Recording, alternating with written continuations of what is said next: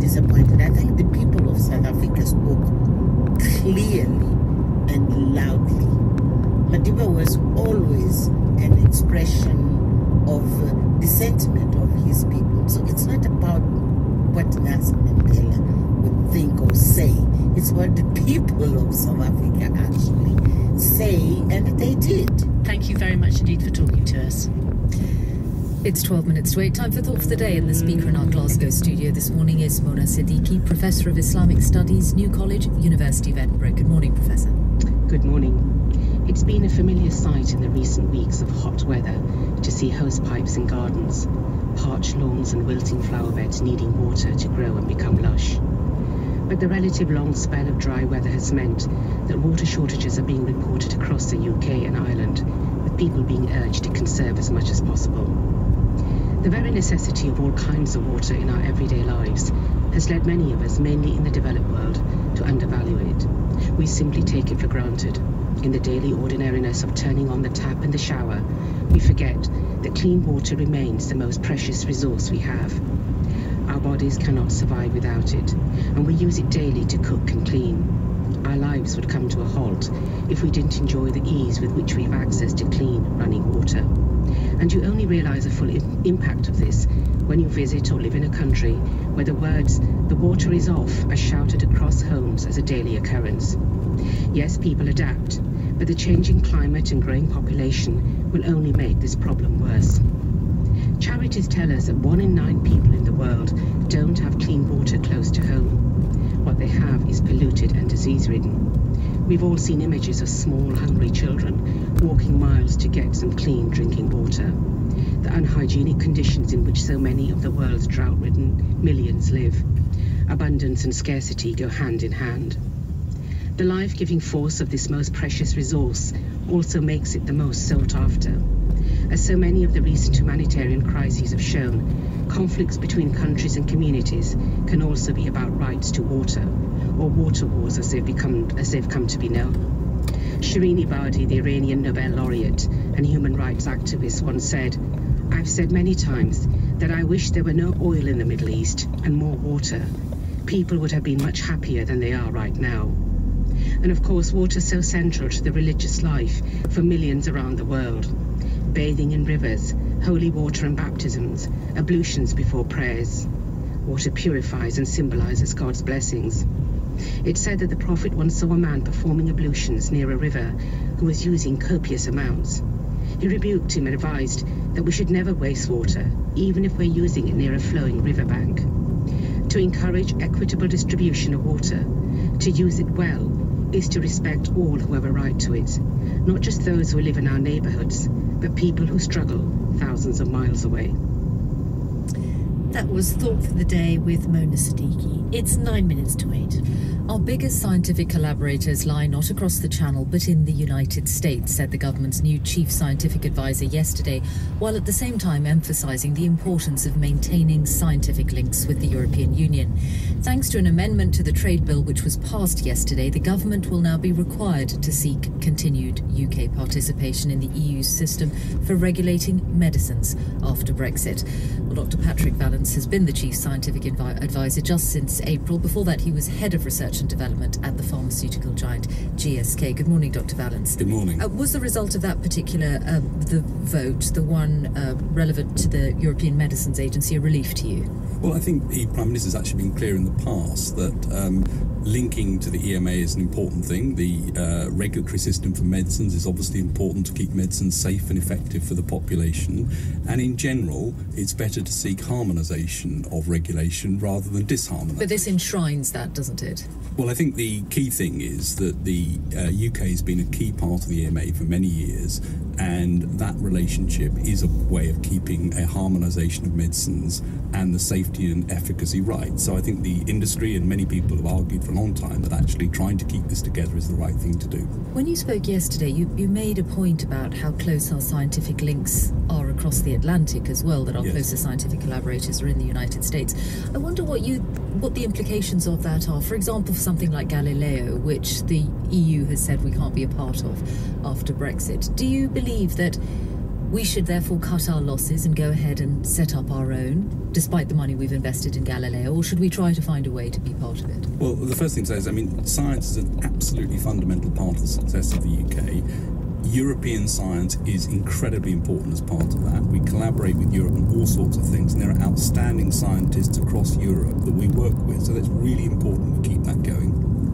Galileo is one part of that, and the preferred option is to be part of European programs like Galileo, and it's true for the rest of the EU framework. This has taken years to get right. Science is an important thing to keep continuity going, and therefore that relationship with our great European scientific partners is absolutely critical. But they're saying no.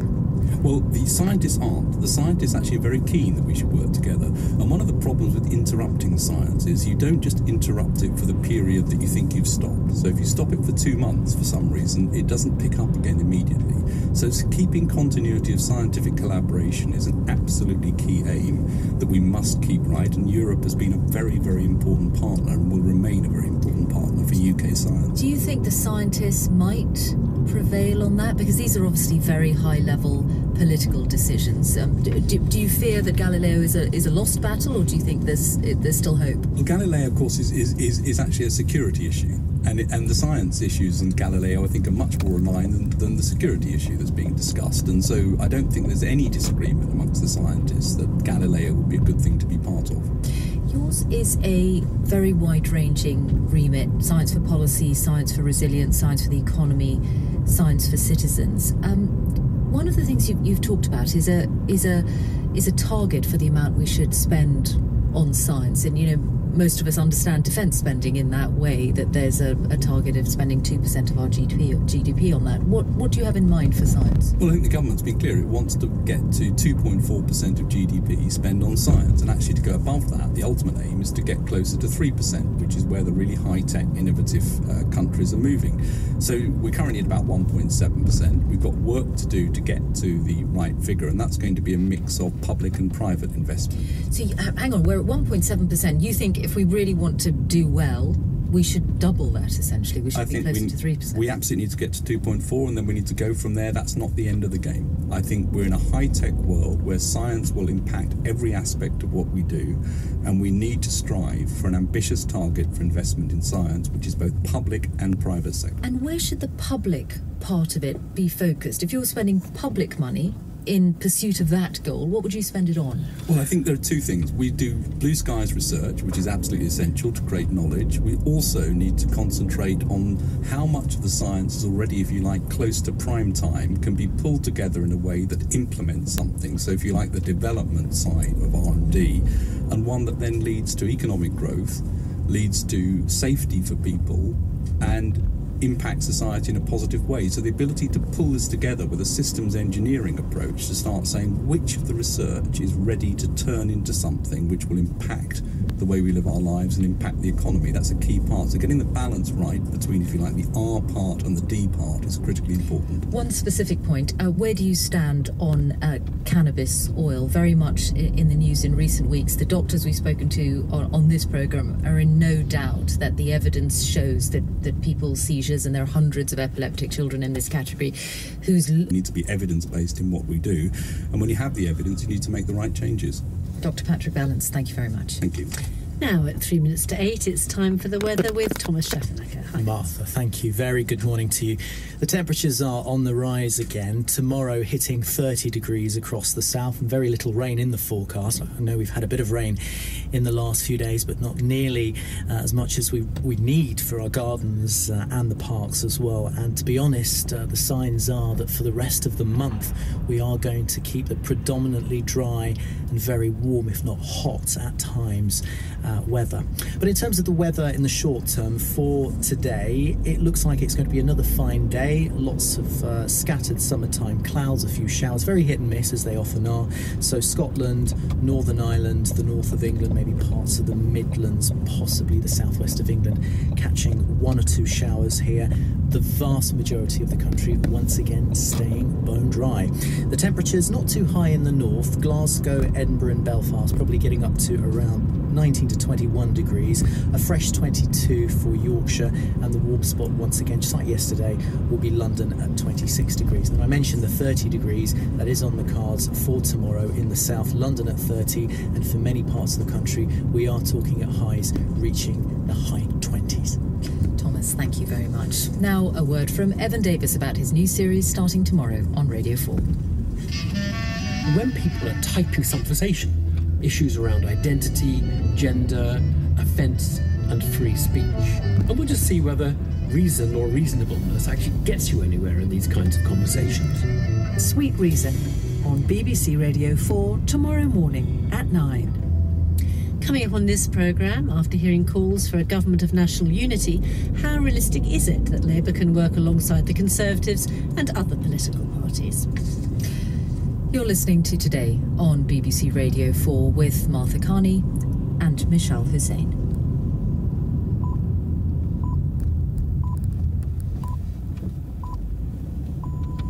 It's 8 o'clock on Wednesday the 18th of July. Our headlines this morning. The Prime Minister will seek to unite her backbenchers today after narrowly surviving another Brexit rebellion. A Conservative MP has claimed that hardline Brexiteers are now running the country.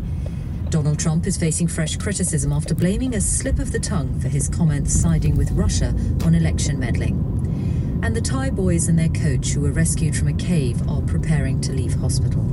The BBC News is read by Diana Speed. Theresa May will address Conservative MPs later today after a series of Brexit votes which have laid bare the splits within her party.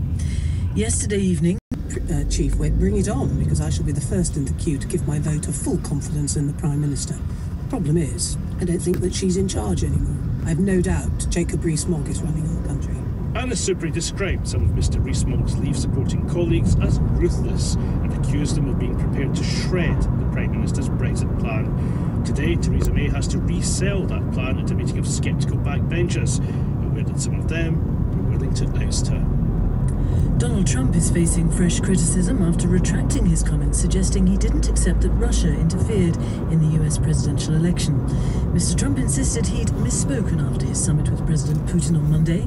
He'd faced a backlash from senior figures in his own party. The Democrat said his clarification had come 24 hours too late and in the wrong place. Here's our Washington correspondent, David Willis.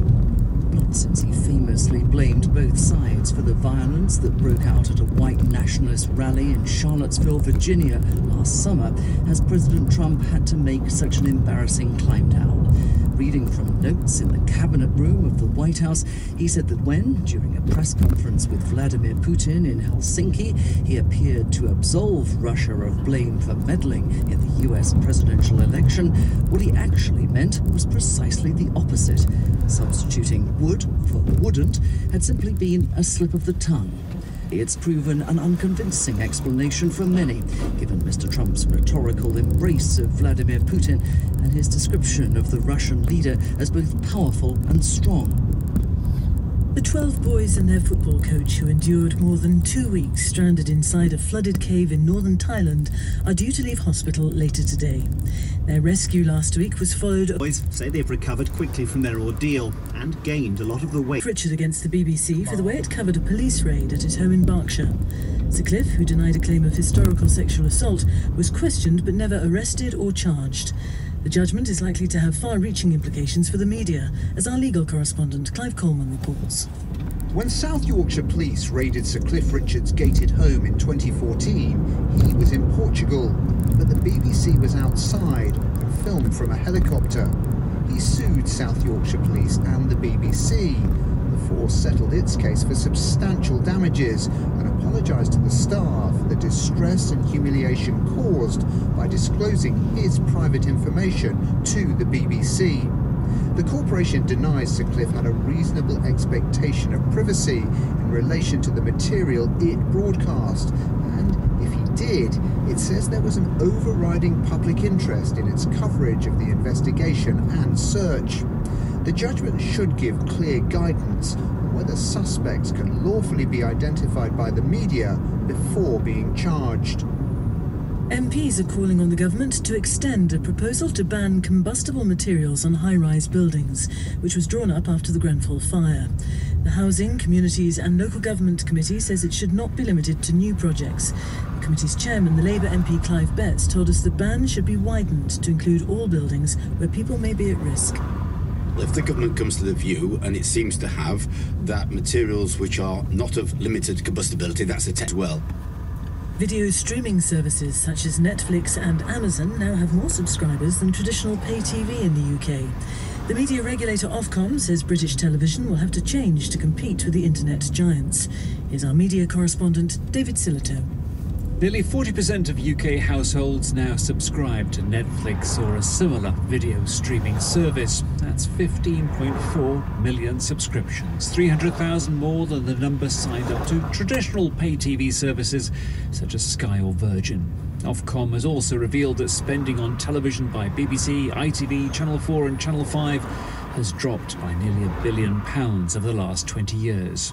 The chief executive of Ofcom, Sharon White, says Britain's broadcasters now need to work together if they're going to compete. We'd love to see British broadcasters, so the BBC, working collaboratively with ITV, with Channel 4, with Channel 5, so that they've got that scale to compete globally, making shows together. Creating a British Netflix, a British Amazon. I think it'd be great to see a British Netflix. The data also shows that ago they're watching around an hour a day of video on YouTube. A survey suggests that British teenagers are becoming less likely to have sex, preferring to spend time with their families and have romantic relationships online. The British Pregnancy Advisory Service said the findings may explain the sharp fall in teenage pregnancies in the UK since 2007.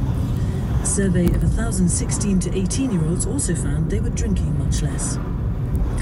An official report suggests that 3/4 of babies and toddlers in the UK could be eating too many calories. The guidelines on how to feed babies are being updated for the first time in more than 20 years. Charlotte Reid reports. Research by the Scientific Advisory Committee on Nutrition, using data from 2010 and 2011, suggests that 75% of babies and toddlers could be eating too much. The new guidelines recommend helping infants gain weight in a healthy way, including exclusively breastfeeding for the first 6 months of a baby's life, and then moving on to solid foods. Cow's milk should not be given until 12 months. Public Health England said it was time to tackle overeating and give children the best start in life. It's also calling for more research on the issue. Today marks the 100th anniversary of the birth of Nelson Mandela. In South Africa, Barack Obama has used a tribute to the late president and anti-apartheid leader to warn that the politics of fear was spreading fast across the world. Andrew Harding reports from Johannesburg. A century after his birth and 5 years after his death, Nelson Mandela is still inspiring people and still provoking debate. Many in South Africa are marking this day with acts of charity, remembering Mandela's own sacrifices in the fight against racial apartheid. Some people here angry at the country's enduring inequalities. Centenary, the former US President Barack Obama pointedly compared Mandela to today's arrogant strongmen who ignore facts, make stuff up and seem, he suggested, small-hearted. Andrew Harding reporting it's 8:10. It's a sign of desperation when a government tries to send MPs off on holiday early to avoid a leadership coup. They had to back off from that plan, and instead Theresa May has to lurch on until next Tuesday. Today, Boris Johnson could be making his resignation statement, and the Prime Minister has a meeting with MPs, many of whom are furious after the past few days in Westminster. The government did win a crucial Brexit vote last night, only by 6 votes, and 4 of those were Labour. The parliamentary manoeuvres by Remain and Leave supporters have inflamed the civil war in the Conservative Party, leading to speculation about a vote of no confidence, a second referendum or general election. So after 2 days of drama in the House of Commons, have the government's Brexit plans changed? Ross Hawkins reports. When the Prime Minister talks to foreign leaders in Brussels... Well, yes, it is just after 5 o'clock in the morning. We've had very lengthy discussions. MPs don't get to chip in. So they're trying to bind her hands here in Parliament before anything's agreed over there. The ayes to the right, 305. The noes to the left, 301. And last night, Brexit skeptics only just failed to force Theresa May to eat these words. We need to have that independent trade policy, and that means being outside a customs union. Their amendment could have obliged her to keep Britain inside a customs union. But the Commons did decide against ministers' wishes that the UK should take all necessary steps to stay within European medicines regulation. Well, the day before, Leave supporters got ministers to accept that we shouldn't collect EU tariffs unless the EU collects them for the UK, and that it should be illegal for the UK to give in to Michel Barnier. Is it a workable solution to avoid a hard border? And the EU's insistence that if we can't agree a deal on Northern Ireland, then Northern Ireland should stay within the EU's customs rules. That's a pressing issue now because we need such a solution in the withdrawal agreement by autumn. So, Parliament's trying to place a set of conditions on Theresa May's negotiations with Brussels on how regulation and customs arrangements work and on the future of Northern Ireland. Now, the government's adamant that the white paper settled by ministers at the end of Chequers' gravel driveway over a week ago remains the only option and a negotiable plan. But many Tories think that's long dead now, and that these debates have been a near-death experience for the government. By trading across customs frontiers. To my right honourable friend, that is absolute codswallop. They've certainly proved it is vulnerable to both MPs cheering on Brexit and those who regret it. And neither ministers nor EU negotiators can be confident now that anything they agree in Brussels will ever be signed off in Westminster. Ross Hawkins, well, if people here are gazing with disbelief at what's been happening at Westminster, what's the view from the EU countries who are negotiating with the government over Brexit? Let's hear the view from two countries now, in a moment the Netherlands, but first Greece. George Katrougalos is the Europe Minister there. He's a member of the ruling party. Good morning to you. Good morning. And can you give us a sense of how Theresa May's problems are being regarded elsewhere in Europe? You know that we're going to discuss that on Friday at our council and hear what our negotiator, Michel Barnier, has to say. However, it seems that it fits to a pattern what we are going to hear from the UK, and that this pattern is a continuous change of positions, reflecting the need to satisfy contradictory goals, and also, to put it in simple words, a desire to it, because exactly it's the worst case scenario to have a no-deal Brexit. I think that by working hard and having more, let's say, less ambitious and more workable goals, we could achieve a deal. But do you see Theresa May's plans as something that you could agree in full pretty much now, or is it simply a starting point for negotiations? It is, in a way, a starting point, although that we are more than beyond the middle of